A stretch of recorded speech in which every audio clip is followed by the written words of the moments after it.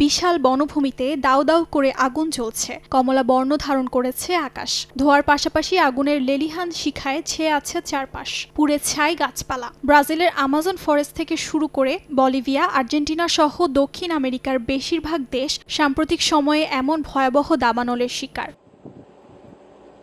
জলবায়ু পরিবর্তনের কারণেই অঞ্চলটিতে দাবানল পরিস্থিতি ভয়াবহ রূপ নিয়েছে বলে মনে করছেন বিশেষজ্ঞরা, যা গত কয়েক দশকের রেকর্ড ছাড়িয়েছে। স্যাটেলাইটের ছবি ও তথ্য উপাত্ত বিশ্লেষণ করে ব্রাজিলের মহাকাশ গবেষণা সংস্থা জানিয়েছে, চলতি বছর দক্ষিণ আমেরিকার 13টি দেশে মোট 3,46,112টি দাবানলের ঘটনা ঘটেছে, যা 1998 সাল ও 2007 সালের রেকর্ড ছাড়িয়ে গেছে।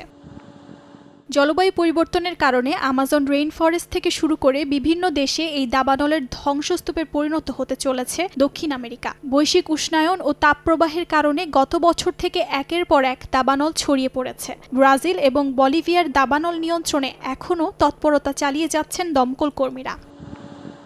আগুন নিয়ন্ত্রণে ব্যর্থতার জন্য জলবায়ু পরিবর্তনের কারণে সাম্প্রতিক গরম এবং শুষ্ক পরিস্থিতিকে দায়ী করছেন বিশেষজ্ঞরা। দক্ষিণাঞ্চলে শীত থাকা সত্ত্বেও আগুনের জন্য তাপমাত্রা 32 ডিগ্রি সেলসিয়াস ছাড়িয়ে গেছে। গবেষণা বলছে, এই মাসে সবচেয়ে বেশি দাবানলের ঘটনা ঘটেছে ব্রাজিল এবং বলিভিয়ায়, এরপর পেরু, আর্জেন্টিনা এবং প্যারাগুয়ে। বছরের শুরুর দিকে ভেনেজুয়েলা, গায়ানা এবং কলম্বিয়ায়ও দাবানল দেখা যায়। ব্রাজিলের অন্যতম জনবহুল শহর সাও পাওলো ভয়াবহ দাবানলের কবলে পড়ে সম্প্রতি। আগামী সপ্তাহে সাও পাওলোতে বৃষ্টির পূর্বাভাস দেয়া হলেও ব্রাজিলের উত্তর আমাজন অঞ্চল এবং পশ্চিমাঞ্চলের কৃষি অঞ্চলগুলোতে অক্টোবর মাস পর্যন্ত খরা পরিস্থিতি অব্যাহত থাকবে বলে ধারণা করছেন আবহাওয়া বিশেষজ্ঞরা। অর্জিতা শেরজিন, সময় সংবাদ।